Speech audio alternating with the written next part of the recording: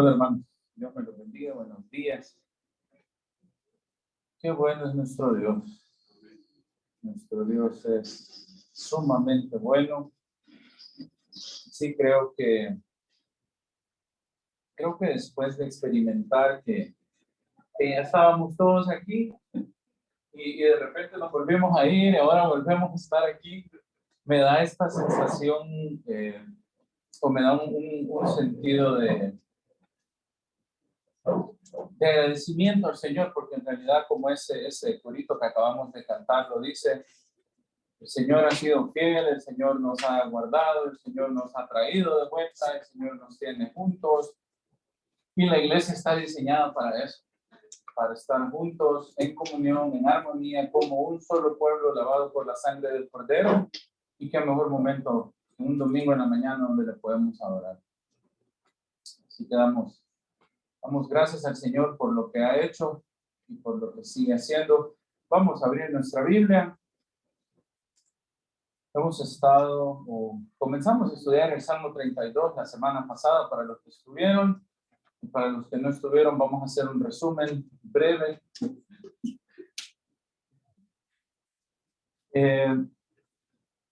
Salmo 32. Salmo de David.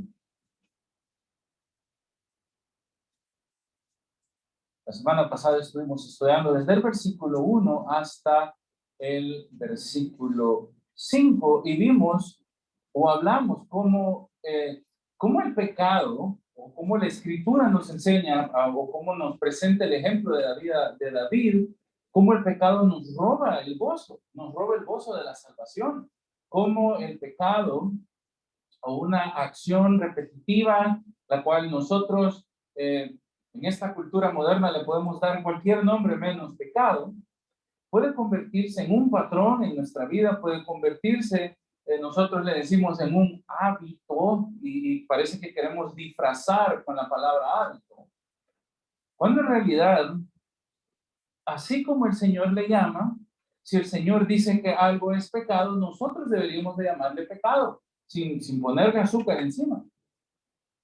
De hecho, ahora, más adelante usted se va a fijar en el versículo 9.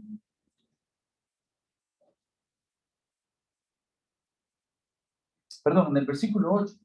Hay algo bien interesante que el salmista declara. Dice, te haré entender, te enseñaré el camino que debes andar. Y él termina esa frase con una declaración.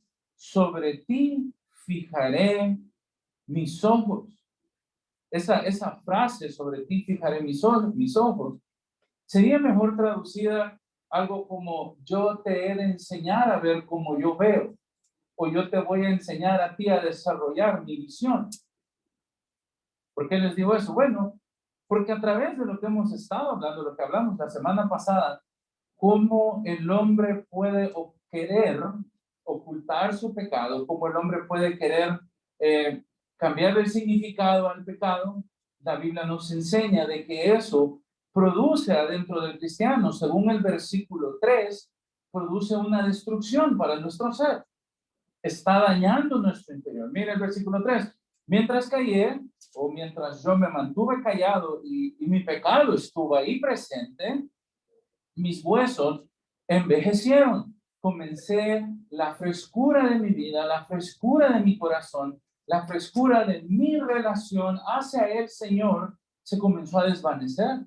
Y no solo eso, sino que llegué al punto, dice el versículo 3, que yo ya gemía en mi interior todo el día. Un profundo sentido de tristeza, una profunda sensación de que mi relación con el Señor está mal. Yo no sé si a usted le ha pasado, si usted se ha peleado con sus hijos, si alguna vez se ha peleado con su esposa, con su esposo, con algún familiar. No es cierto que cuando la relación está cortada, se siente feo. Es como que uno está por un lado, el otro por el otro lado, y se ven y no se hablan, y hay algo que no está bien. Hay algo que simple y sencillamente no es correcto porque el Señor no ha diseñado las relaciones para que funcionen de esa manera. Y aquí David está experimentando, porque este es un salmo de David, como lo dijimos, y él directamente está experimentando, o más bien nos está narrando cómo su corazón se sintió mientras él estuvo en algún tipo de pecado, y dijimos que según el contexto es bien probable que fue cuando él pecó con Betsabé, y ese pecado le causó castigo de parte del Señor. Y si se recuerdan, leímos ahí en 2 de Samuel, que el Señor manda al profeta Natán, el profeta Natán le da una acusación, le recuerda que él ha pecado, pero sin embargo, Natán le dice algo bien clave: sin embargo, el Señor ha decidido perdonarte, pero vas a pagar consecuencias por tu pecado. Más adelante leemos que el hijo de David muere, pero no solo su hijo muere, sino que también le promete que va a haber espada en su casa. Y también le promete que adentro de su casa va a haber espada al punto que alguien va a abusar de sus mujeres o de sus esposas. Y más adelante leemos que es uno de sus propios hijos quien hizo eso. Entonces, el pecado en sí no solo destruyó a David hacia adentro, sino que lo destruyó hacia afuera. La realidad del pecado que este pasaje nos está narrando es que nosotros como creyentes deberíamos de tener muchísimo cuidado, prestar atención a nuestra propia conducta y poder pensar y poder pasarle un filtro a nuestras acciones y decir, bueno, si Dios le llama pecado, yo le voy a llamar pecado, tal como es. Si Dios dice que A es pecado, entonces A es un pecado. Por eso nos dice el salmista que el Señor va a tener que desarrollar en nosotros sus ojos para que nosotros veamos como Él ve las cosas. Entonces, eso fue parte de lo que estuvimos estudiando la semana pasada. Hemos estado hablando que este pasaje nos da dos instrucciones, Bueno, primero, la primera instrucción es que nos enseña claramente el peligro del pecado. Y a partir del versículo 6 hasta el versículo 11, lo que nosotros vamos a hallar es una serie de acciones que los creyentes deberíamos de tomar. O sea, ya que el pecado es real, porque es real, porque el pecado es algo que, a pesar de que somos creyentes, que hemos sido salvados, a pesar de que estamos en Cristo, todavía no somos perfectos, no hemos sido perfeccionados.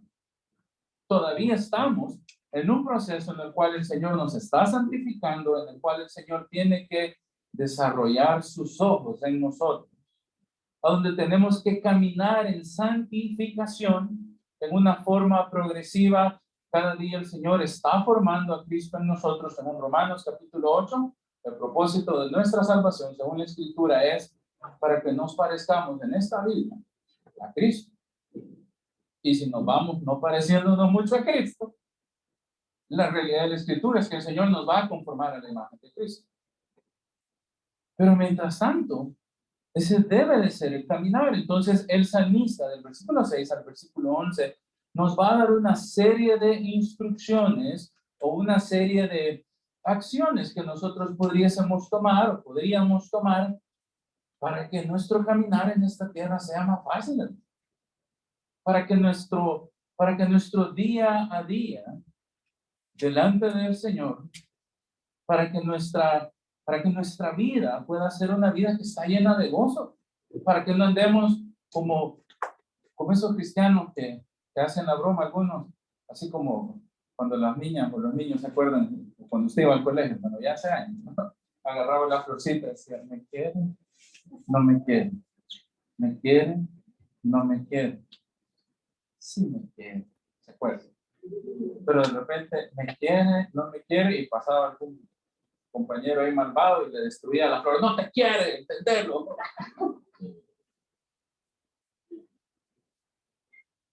Este salmo, entonces, vemos o hemos entendido que la base del salmista es su propia experiencia.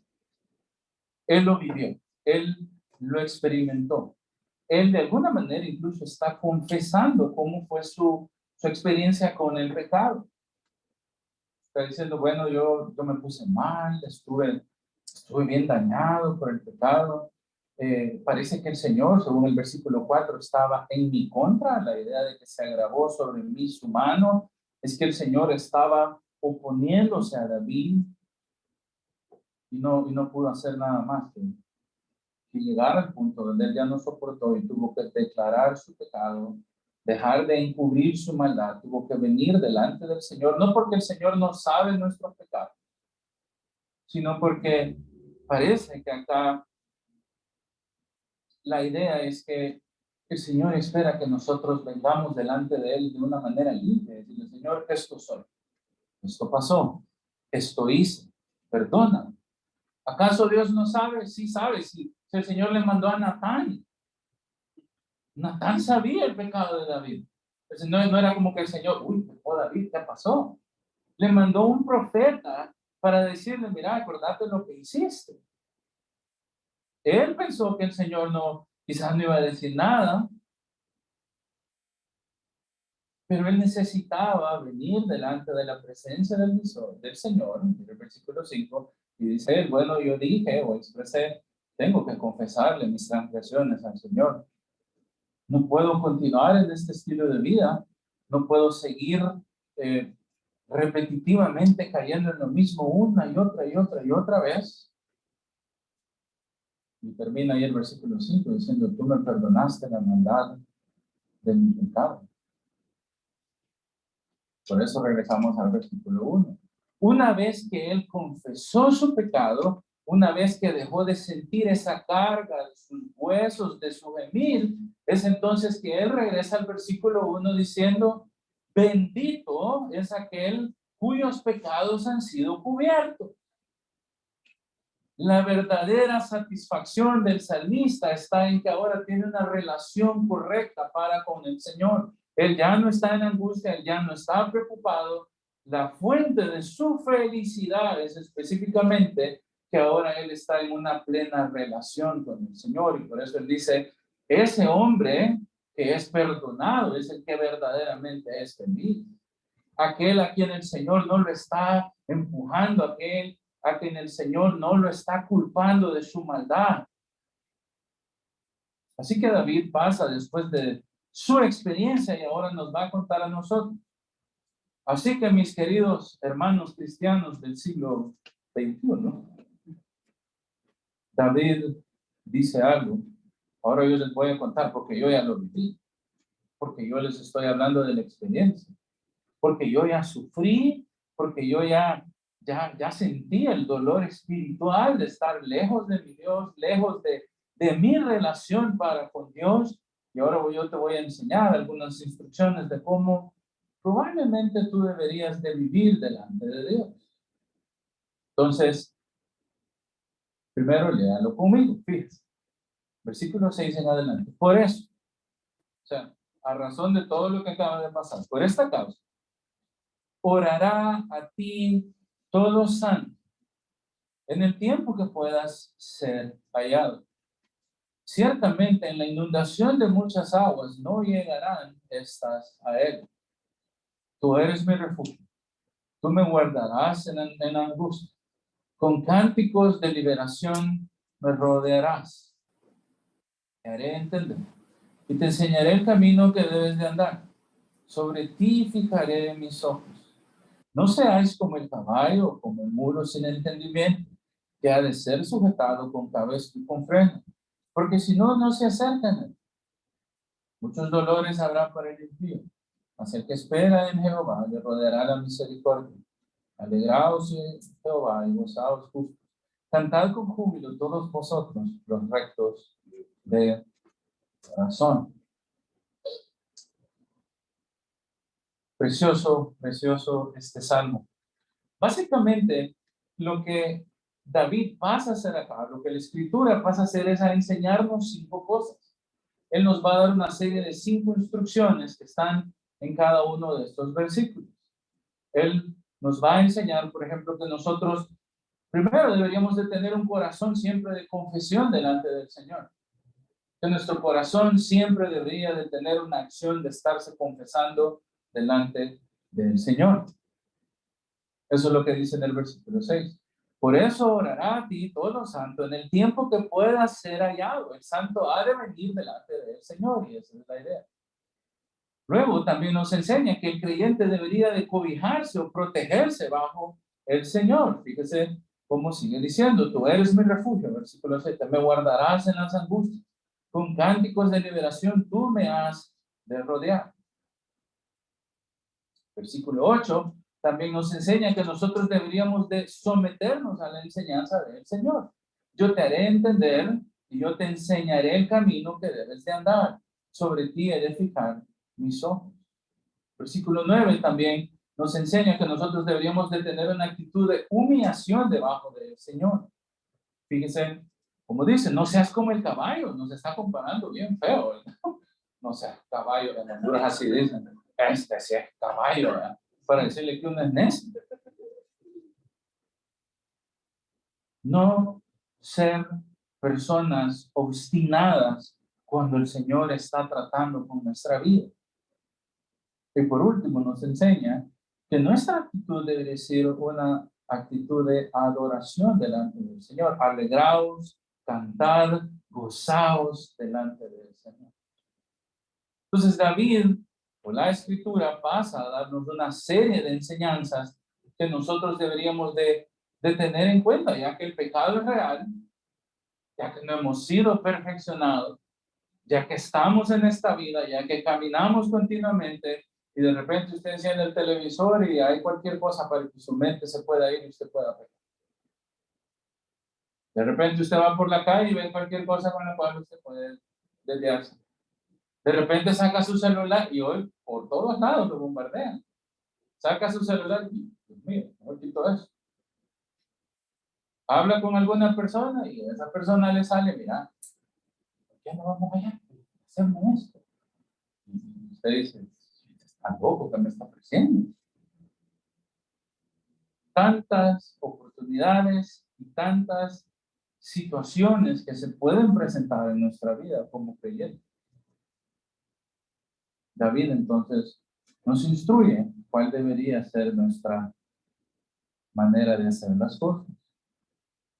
Entonces, versículo 6.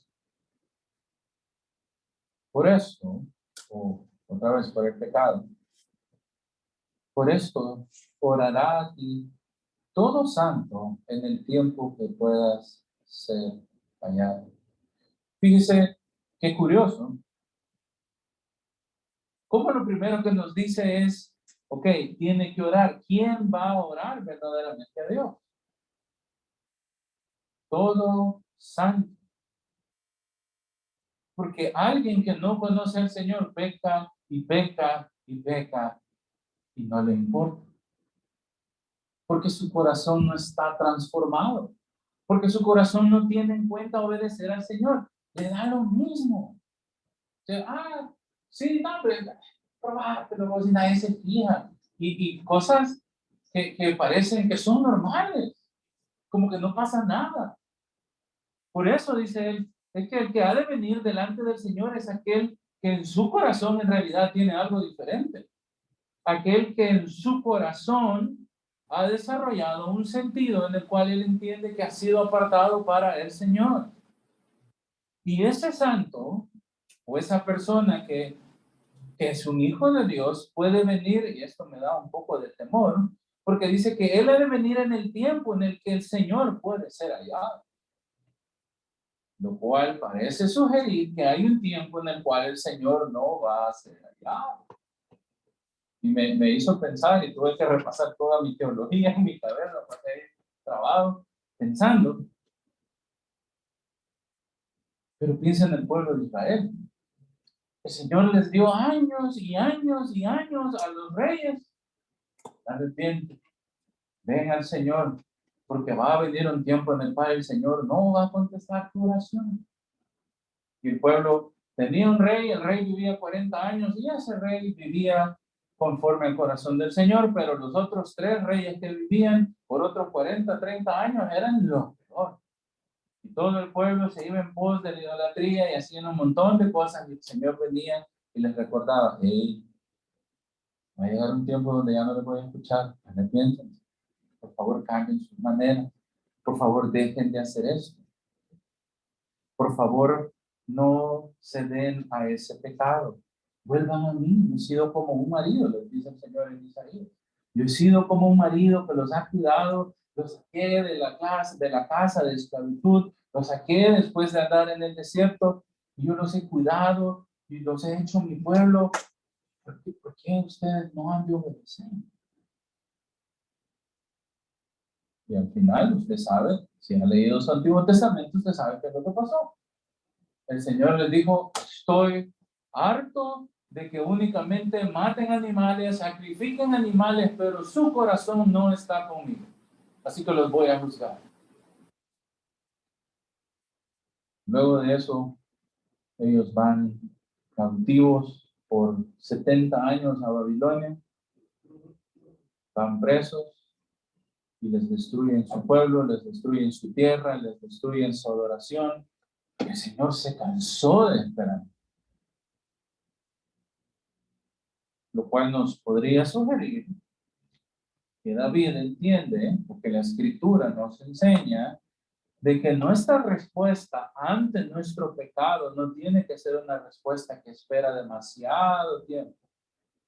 Por eso dice, por esta causa orará a ti todo santo mientras puedes ser hallados. Yo he de presentarme, esa es la idea, yo he de traer mi oración delante de el Señor, yo he de venir delante de Dios mismo a decirle, Señor, perdóname, yo sé que mi acción merece tu juicio. He pecado, sé que lo que yo he hecho delante de tu ley, delante de tu palabra, no es correcto, pero sé que el Señor ahí está todavía, Él puede ser ayudado.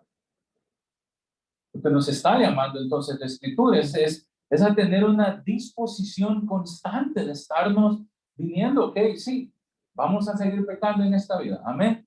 Yo sé que este tema es como bien así, ¿verdad? Para uno que está en inglés, uy, yo pecar, hermano, si yo predico, si yo estoy yo estoy dando clases en la escuela bíblica, si yo voy al culto 3 veces, siempre vamos a pecar.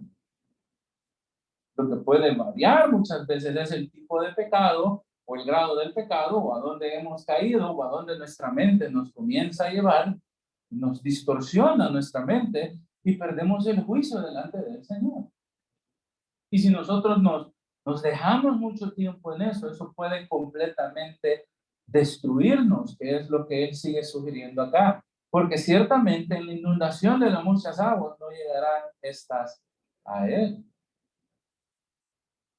Es una figura de juicio. El juicio puede venir, pero aquel santo que ora al Señor constantemente, que constantemente trae su pecado delante del Señor, es aquel que se puede librar del problema de la inundación. Ahí parece que inundación es un sinónimo de juicio. Pero venir delante del Señor, hermanos, en realidad presentarnos delante del Señor. Y es casi como decirle que Él tiene que ser nuestro árbitro. Decirle, Señor, yo he fallado. Yo he pecado contra ti, pequé contra mi hermano, pequé contra quien sea, pero traigo mi oración. Obviamente es una acción honesta, ¿verdad? No es solo, Señor, perdóname, así como cuando oramos para comer. Señor, bendice la comida en el nombre de Jesús, amén. Y no es una oración honesta. Lo hacemos a saber por qué, por costumbre. Esa es una oración honesta. Alguien que viene delante del Señor, que se presenta en oración, en súplica, y él viene a ponerse a cuentas con el Señor. A decirle, Señor, te he fallado, te estoy suplicando, tú eres mi árbitro, me da vergüenza el pecado, sé que si tú me hicieses justicia por este pecado, yo sé que merezco que me castigues. Yo sé que esto no es lo correcto delante de mí.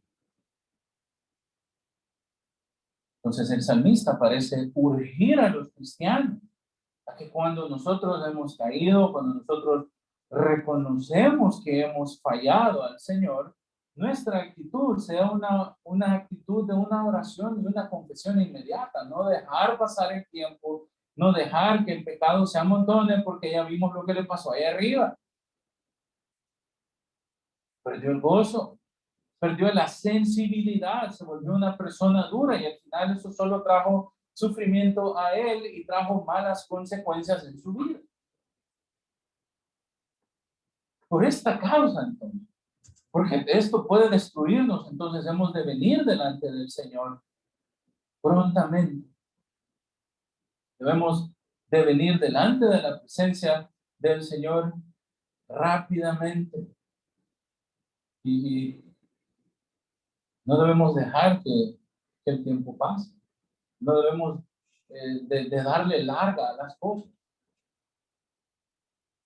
A veces cometemos quizás el error de juzgar en base a nuestra realidad. Por ejemplo, si usted alguna vez ha discutido con alguien, usted dice, no, mejor no le hablo, ya se le va a pasar. Y el tiempo pasa y usted hasta a veces se le puede olvidar. O no trata un asunto y después uno llega, mira, quería hablar con vos. Hasta ahora querés hablar conmigo. Tiempo después de que la ofensa ha sido realizada. Parece que cuando uno comete la acción, como que no pasó nada y parece que uno se vuelve insensible. El llamado del salmista es entonces a que nosotros en todo momento tengamos esta actitud que está dispuesta a venir en oración delante del Señor y traer una confesión genuina y ponernos y decirle, Señor, tú eres mi árbitro, si tú me acusas, me sacas tarjeta roja. Por eso te pido perdón. Número 2. Luego nos dice el versículo 6, ciertamente en la inundación de muchas aguas no llegarás hasta él. Fíjense cómo ahora el salmista parece sugerirnos o nos manda a decir de que el Señor en realidad es nuestro refugio.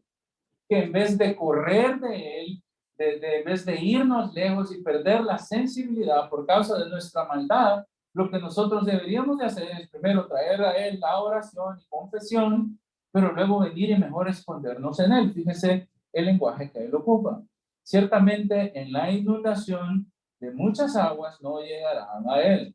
Entonces él protege de la inundación, versículo 7, porque tú eres mi refugio, tú me guardarás de la angustia y con cánticos de liberación me rodearás. Tú me libras del agua, tú eres mi refugio, tú me guardas. Mire esas tres palabras. El salmista está diciendo entonces que en vez de correr del Señor, yo debo de correr a Él, no hacia allá. En vez de salir por la izquierda o por aquí más cerca. No, deberíamos de venir y refugiarnos en el Señor. Y eso requiere humildad. Eso requiere mucha humildad en nuestra parte. Creo que es Proverbios el que dice que el que ha pecado, el que ha roto la relación, el arrepentimiento se vuelve más difícil. Cuesta como un poco más porque uno dice, no, hombre, es que si voy y le pido perdón me va a mandar por otro lado. Es que si voy y me le acerco, me va a decir que me va a gritar y yo no quiero oír eso.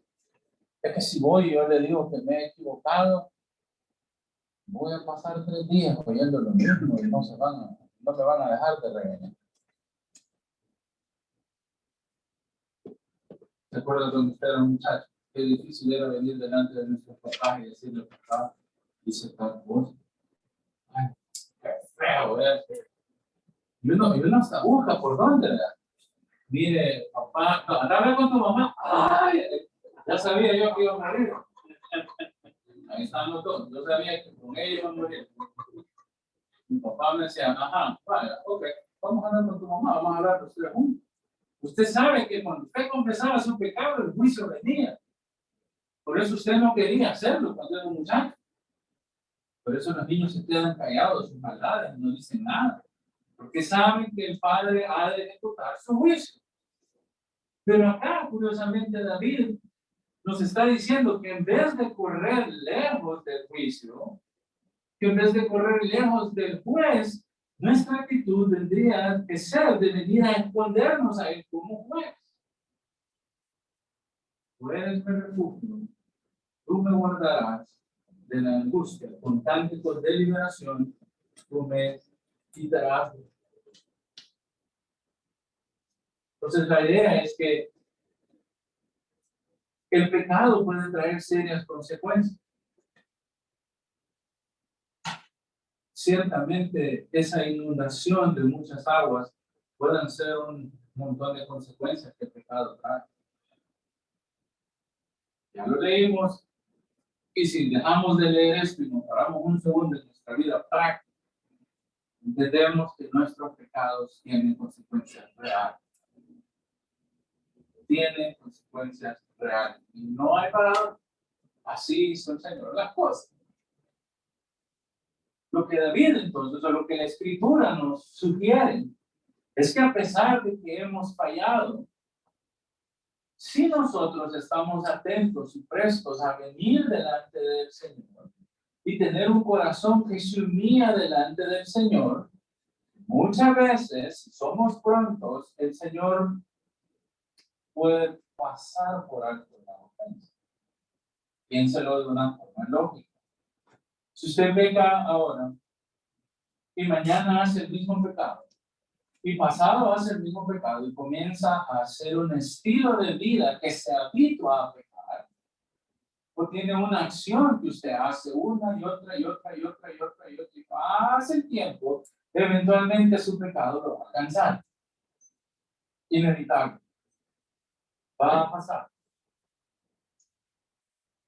Entonces, la idea del salmista es que si yo me acerco al Señor, lo más probable es que mi pecado va a retroceder o va a parar. No sé si me está entendiendo.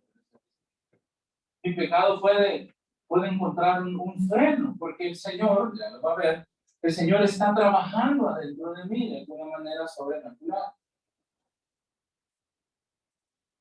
Pero yo debería de venir, someterme, resguardarme como un refugio, porque el mal está por venir sobre mí, porque el juicio me va a caer encima. Más pronto que tarde, el creyente debería de venir y someterse directamente bajo el refugio y bajo el cuidado del Señor. La idea del refugio es que es nuestro escondite, es venir y escondernos en el Señor. Un lugar donde el peligro es real, donde las consecuencias son reales, pero el Señor está ahí para protegerme. Fíjense cómo termina este versículo 7, y eso llama mucho la atención, porque termina diciendo, con cánticos de liberación me rodearás. Estoy protegido, vengo y me refugio en el Señor, y si se fija, el salmista ocupa palabras bien específicas. Dice, me guardarás de la angustia. No dice que él vino y se guardó y esperó, sino que es Dios quien lo guarda a él. No se guarda a él solo. El Señor lo guarda. Es el Señor quien le está protegiendo. Es el Señor quien le va a liberar con cánticos de liberación. El Señor le va a dar la tranquilidad y el gozo de saber que su pecado ha sido remitido. Y sabemos, y voy a saltar casi que al final, usted sabe que eso es lo que pasa en Cristo. El Señor nos quitó nuestros pecados en la cruz, en Cristo Jesús, por medio de su expiación o por medio de que Él removió nuestra culpa. Pero si nosotros no estamos escondidos en Cristo, estamos directamente bajo la ira del Señor.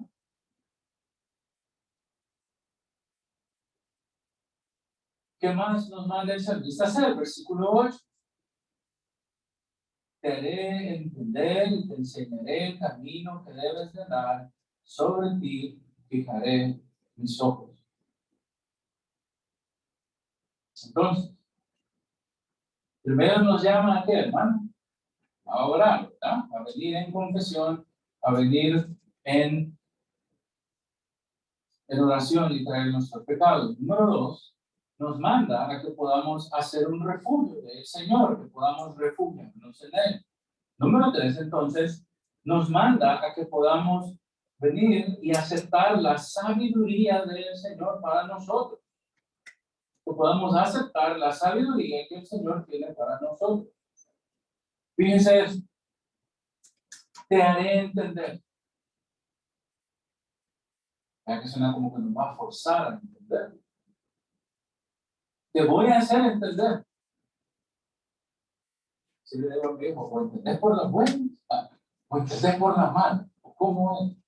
No, por las buenas. No. Mira. ¿Qué está diciendo? Bueno, el Señor, fíjense. Yo sé que pueda que esto no sea relevante, pero piensen. David está diciendo, el pecador debe de venir y orar al Señor. Amén. Amén. ¿Estamos de acuerdo? 2. El pecador debe de venir y hacerse un refugio en el Señor. ¿Estamos de acuerdo? Pero en el versículo 8 la idea parece que no es David quien está hablando. Fíjense. Te haré entender y te enseñaré el camino que debes de andar. Y voy a desarrollar mis ojos sobre ti. Deja de ser como el caballo. Deja de ser como un mulo que ha perdido o que no tiene ningún entendimiento. Y debe ser sujetado con un cabestro y con freno. Porque si no, no pueden venir y hacer más. Me llama la atención que diga, te haré entender. Porque yo sé que David no podía hacer eso sobre las personas. Él no tenía la capacidad. Obviamente él enseñaba probablemente a su pueblo, él guiaba probablemente a su pueblo hacia la casa del Señor, pero David no tenía la capacidad de cambiar a las personas en su mente. No tenía la capacidad de trabajar de su interior. Que acá la escritura parece que cambia de David a otra persona. Y deberíamos de entender o asumir, o más bien yo estoy asumiendo que esta persona en realidad es Dios quien está diciendo: yo te haré entender, yo voy a desarrollar tu mente para que puedas entender qué es lo que yo quiero de ti. Y te voy a enseñar el camino el cual debes de andar. Está diciendo, el Señor se va a dedicar a trabajarte y Él te va a ir desarrollando, o Él te va a ir santificando, pero para eso necesitamos tener humildad. El Señor nos está diciendo que nos va a dar la capacidad, pero esa capacidad viene por medio de la instrucción de su ley, o por medio de la instrucción de su palabra, porque no podemos agradar a Dios cuando desconocemos qué es lo que Dios quiere de nosotros. Yo no puedo venir y decirle, Dios, voy a hacer A, B y C, cuando Dios no pide de mí A, B y C. No puedo venir delante de Dios, no puedo agradar a Dios bajo mis propios términos, porque Él pone las reglas, porque Él dice cómo yo he de agradarle. Mire lo que dice Proverbios 1. Retroceda ahí un poquito. Perdón, adelante.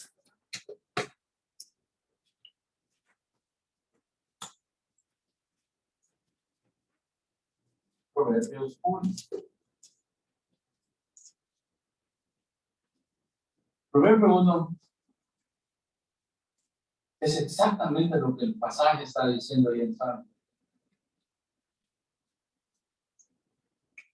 Los proverbios son pequeños consejos. Pequeños consejos, versículo 2, para entender sabiduría, o para ser entendidos más bien de sabiduría, para ser entendidos de la doctrina, para conocer la prudencia, para recibir, fíjese, entender, recibir el consejo de la prudencia, justicia, juicio y equidad, para dar inteligencia a los simples y a los jóvenes, darles inteligencia y darles cultura. Oirá el sabio y aumentará el saber, y el entendido adquirirá consejo. Para entender proverbio y declaración, palabra de sabios y sus dichos profundos, ya que el principio de la sabiduría es tener temor de Jehová. Por eso los necios desprecian la sabiduría y la enseñanza. nos está llamando a prestar atención y poder dejar que nuestra mente sea moldeada y sea transformada según lo que el Señor desea. Si regresa al Salmo 32, es exactamente las mismas palabras que acá el Señor parece estar instruyendo para nosotros. Yo te voy a hacer entender, pero te tengo que enseñar, te tengo que pulir, tengo que trabajar, te tengo que guiarte, tengo que tomar tiempo y enseñarte mi palabra. Literalmente, hermano, entender significa yo te voy a proveer sabiduría para que tú puedas ejercer algo sano en tu mente, para que podamos tener un buen escrutinio de qué Dios desea de nosotros. Y eso no pasa así de milagro. Eso es por medio de la exposición de la palabra del Señor, que nuestra mente va siendo instruida, en el cual vamos desarrollando una mente que se parezca más a lo que Dios demanda de nosotros. Por eso dice, sobre ti fijaré mis ojos. Literalmente es, tengo que hacerte ver las cosas como yo las veo. Dios está prometiendo de una manera muy preciosa que Él tiene que trabajarnos, Él tiene que enseñarnos para que nuestros ojos puedan ver según lo que Él quiere que veamos. Dios va a trabajar en mi interior, pero para eso yo debo de tener una buena y una correcta actitud siempre delante de Él. Debo de buscarle a Él en oración cuando he pecado, cuando yo he cometido mi falta delante de Él. Debo de venir y refugiarme en Él. Mi corazón debe de estar dispuesto a poder ser enseñado por el Señor, a poder ser moldeado por el Señor. Porque si mi corazón no tiene la humildad de someterse a la palabra del Señor y venir y buscarle, el Señor no puede desarrollar sus ojos sobre mí. Yo no puedo desarrollar ese concepto de querer decir, yo quiero vivir como Dios quiere que yo viva. Porque ahí usted es más importante que Dios. Cuando usted quiere vivir como usted dice, usted se pone por encima del Señor. Es que yo creo que eso no es así. Es que la Biblia está equivocada. Es que está loco el pastor. Es que está loco el otro hermano. Es que todo el mundo está mal. Pero ya ha pasado. Señor nos manda a que nuestro corazón tenga la docilidad o la capacidad de ser enseñable, de poder escuchar a alguien que tenga el buen deseo de enseñarnos su palabra, que nos pueda guiar a un punto donde usted se pone los lentes de la palabra del Señor y usted dice, es que eso no es lo que yo quiero para mi vida. Eso no es lo que la palabra enseña, por lo tanto yo no voy a hacer. Un día le contaba a mi esposa que ayer, no, viernes, estaba trabajando y me habló un conocido. Me dice, mira, fíjate que te metí en un problema. Tengo meses de moverte, ¿qué pasó? No, que fíjate, es que me habló un muchacho y me dijo que quería consejería. Ajá. Y él es cristiano. Le digo, no, no, puede ser, él es cristiano. Okay, pero es que mira, es que yo sé que vos y tu esposa son psicólogos. Sí, pero honestamente yo no ejerzo psicología, o sea, yo estudié porque fui a la universidad, pero yo no trabajo de eso. Y en todo caso, mi área es una área de psicología laboral. Yo no me he dedicado a dar terapia o consejería psicológica, ni nada de eso. De hecho, no creo en eso. Y, y le digo, es más, le digo, si quieres dejarme buscar, si no conozco a hombre, ese loco, me digo. Sí, pero es que mira, la voy a ser honesto. Yo soy más cristiano que psicólogo. Soy más Biblia que psicología. Si yo hablo con él, probablemente no le va a gustar lo que yo tenga que decir. Porque lo que yo le voy a decir es lo que la Biblia dice. Porque lo que yo tengo que decirle, problema ahí, maritando. Yo lo que le voy a decir es que él tiene que amar a su esposa y no le va a gustar, porque él quiere a alguien que le dé una licencia para pecar. Eso es lo que yo le entendí. Él estaba buscando un psicólogo o un terapeuta que le dijese, sí, está bien tu deseo, qué bonito, anda, destruir tu matrimonio, sé feliz, amigo. yo no iba a hacer. Y lo único que se me vino a la mente fue decirle, sí, maridos, amadas, vuestras esposas, como el Señor amó su iglesia, ahí le iba a matar, ahí le iba a acordar. Más que me dijo, no, si dice que te va a pagar. ¿Sabe? Mira, decirle a tu amigo que si él está dispuesto, cuando yo hable con él, le voy a reventar la Biblia por todos lados, entonces que se me quiere llamar que me llame. Pero no me ha llamado. Y el domingo está pasando 3 días, ¿no? Pero si él no quiere escuchar, entonces que vaya a buscar en una clínica psicológica, que vaya a encuentros conyugales o cualquier cosa de eso. Pero de mí no iba a escuchar eso. Lo piensa como de una manera práctica. Muchas veces nosotros tenemos nuestra opinión. Venimos delante del Señor con nuestra opinión y nos ponemos como a rebatir con el Señor, como que dice, es que lo que yo quiero es así, Señor, yo sé más que tú.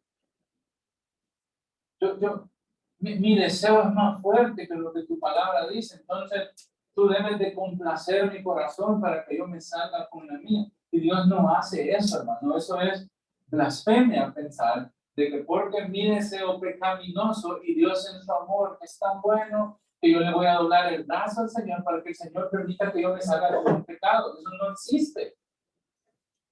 Eso no pasa. No es verdad, es antibíblico y por lo tanto debe de ser desechado. Mi corazón debería de venir y someterse a la voluntad del Señor, a su conocimiento, a su palabra, a que Él sea mi refugio y a yo venir y depositarme completamente en Él.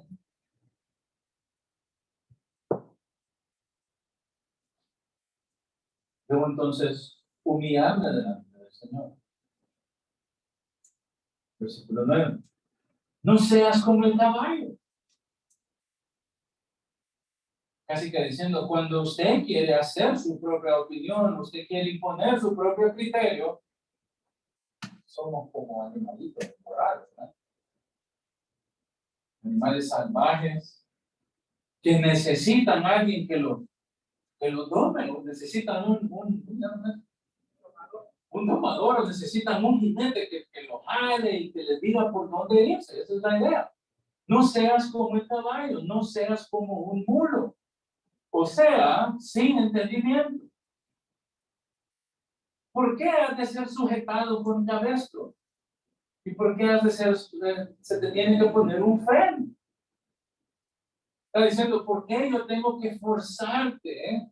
¿O por qué yo tengo que hacerte fuerza y traerte para que camines mi camino? Miren cómo termina el versículo 9. Porque si no son domados de esa manera, no pueden acercarse. Si el Señor no les hace fuerza, si el Señor no los tiene que hablarles en sus sentidos, no tienen la capacidad de venir. Por eso nos dice que Él tiene que hacernos entender. Por eso nosotros tenemos que ser enseñados de la palabra del Señor para que nosotros, no como animales, sino de una forma voluntaria, podamos decir, esto es lo que Dios quiere para mi vida, esto es lo que voy a hacer yo en mi vida. El Señor está utilizando ahí una figura de un animal, así que para decirnos que nosotros, si nos negamos a obedecer o a aprender de Él, somos como animales salvajes que necesitan ser tomados. En Honduras le dicen que es caballo, que es un necio, que es alguien que no hace caso. Ocupan la otra palabra para eso, religioso. No sé qué significa.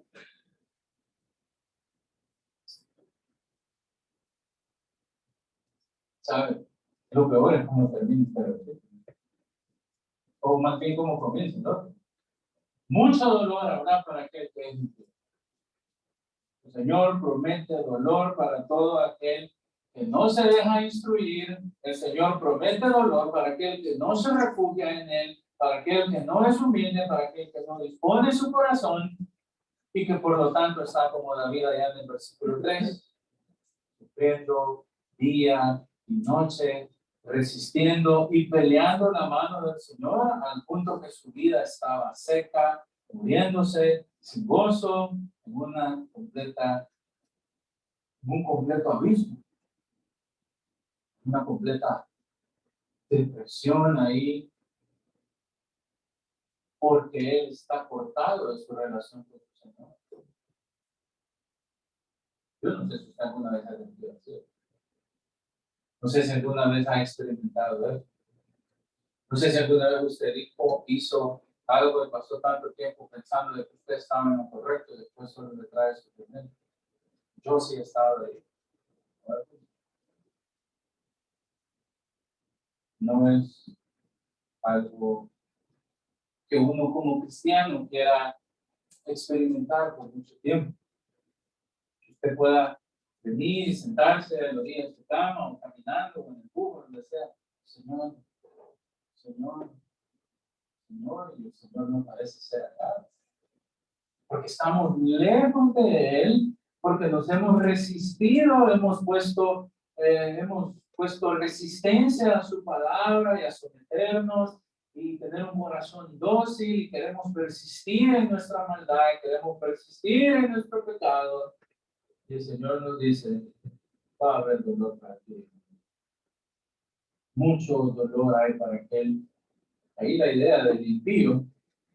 Antes nos dijo que era un santo, ahora nos da un impío, alguien que continuamente está practicando la maldad y que su estilo de vida parece más descrito o más comúnmente reflejado como alguien que se goza en la maldad.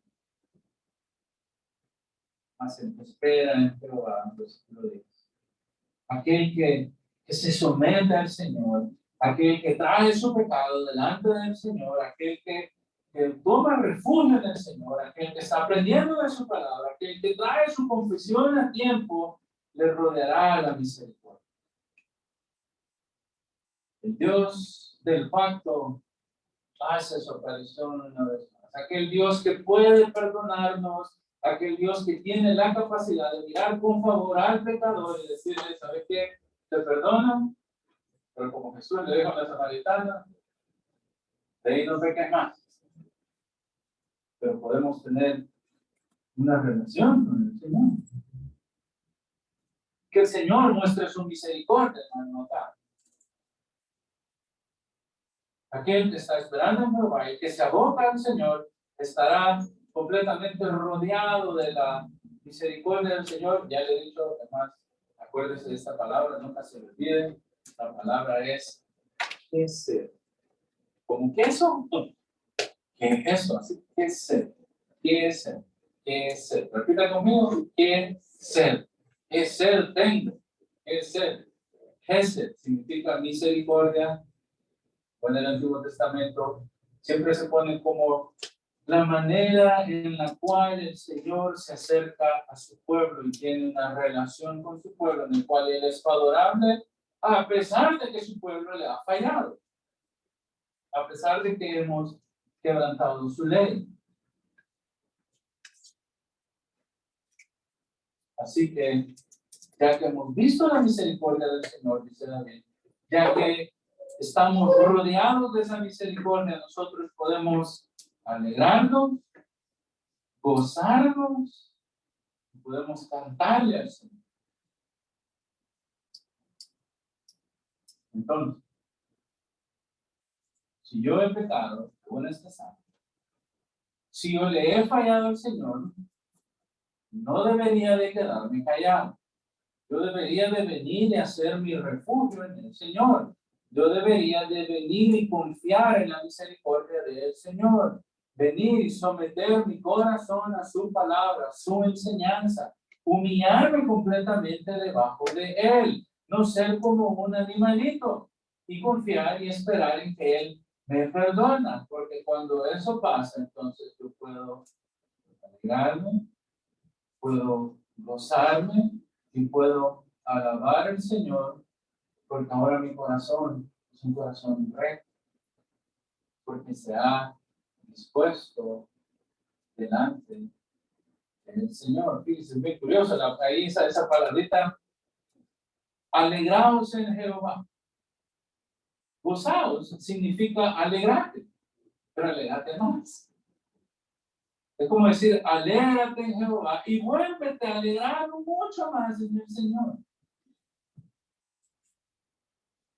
Y esa alegría va a producir en mí un canto de júbilo a todos vosotros, los rectos de corazón, porque son bienaventurados, porque sus transgresiones, versículo 1, han sido perdonadas, porque sus pecados han sido cubiertos. Bienaventurados aquel hombre a quien el Señor no está acusando de su maldad, porque su espíritu hay rectitud. ¿Por qué hay rectitud? ¿Por qué hay rectitud en ese varón? Porque se somete, porque aprende, porque se deja guiar por el Señor, porque tiene un corazón humilde, porque procura en todo momento buscar al Señor. Claro, es bien curioso, parece que este salmo parece que no termina ahí. Mire el versículo 1 del 33. ¿Cómo dice? Alegraos en Jehová. Los íntegros es hermosura de alabanza. Aclamad a Jehová. Parece que el Salmo 33, no lo vamos a estudiar, no se preocupe, son como 30 versículos más. Parece que el Salmo 33 está pegado, pero solo es una declaración de gozo, porque es un hombre que ha encontrado el perdón del Señor. Porque es alguien que ha sido perdonado. Alguien que está tranquilo porque puede adorar al Señor. Hermano, definitivamente este salmo es un llamado a que nosotros podamos creer, obedecer, venir delante del Señor, tener la mejor de las actitudes. Y como decíamos el viernes en el discipulado, nosotros entendemos que el hombre que verdaderamente es feliz es aquel el que está en paz para con el Señor. También lo dijimos el viernes, no me gusta citarme a mí mismo porque suena bien feo. Pero el viernes en el estudio, en el libro que estamos siguiendo, hay algo muy interesante. Dice, Dios nos amó tanto y su muestra de misericordia fue tan grande que Dios lo que tuvo que hacer es mandar a Cristo para redimirnos del pecado. El mayor problema de este mundo no es la economía, no es el COVID, no es que estamos mal socialmente, no es que en Afganistán ahorita están volando bombas, están matando a gente. Todo eso es feo, es triste y debemos de orar por nuestros hermanos debemos orar por todo. Y este país igual, hay un gran desorden ahorita por ahí. El mayor problema de esta humanidad es que el pecado es una realidad y por causa del pecado hemos sido separados de la relación con Dios. Que el pecado nos aleja y si nosotros no nos cuidamos, y si somos descuidados y somos negligentes en atender en estas señales que por el momento no es bueno, yo creo que esto es pecado, yo creo que esto no es correcto delante de Dios. Si nosotros le damos largo y nos reunimos y cauterizamos nuestro corazón, podemos encontrarnos como David en un lugar muy lejos. Y la Escritura, en todo momento acá nos está diciendo que siempre debemos de regresar a Dios, que debemos de volver a Él. Y entendemos a la luz de toda la Escritura, no solo del Salmo 32, que el camino para remediar eso es por medio de nuestro Señor Jesucristo.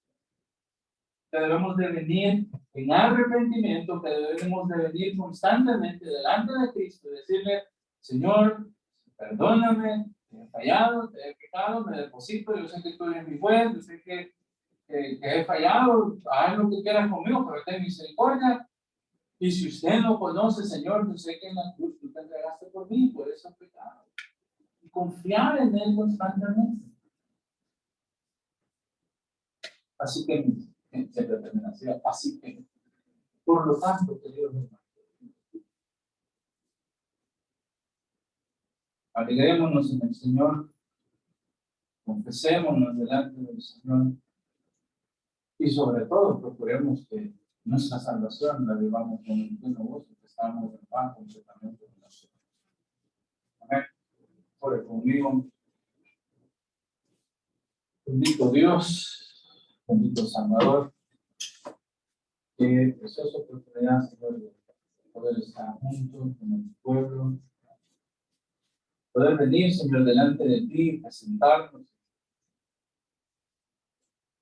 aprender de tu palabra, aprender de tu voz, aprender de lo que ella nos instruye. Qué precioso es verlo por medio de la boca de David, Señor, quien tuvo que sufrir esa separación para luego dejarnos ese ejemplo que ahora nos apunta hacia la redención en Cristo, que nos está guiando a volver a la cruz, que nos está guiando a volver al perdón que tú efectuaste de nuestros pecados por nosotros. Y nos llamas directamente a que seamos humildes y podamos siempre venir delante de Dios. Damos gracias, Señor, por esta reunión que nos dejas tener, Señor, te agradezco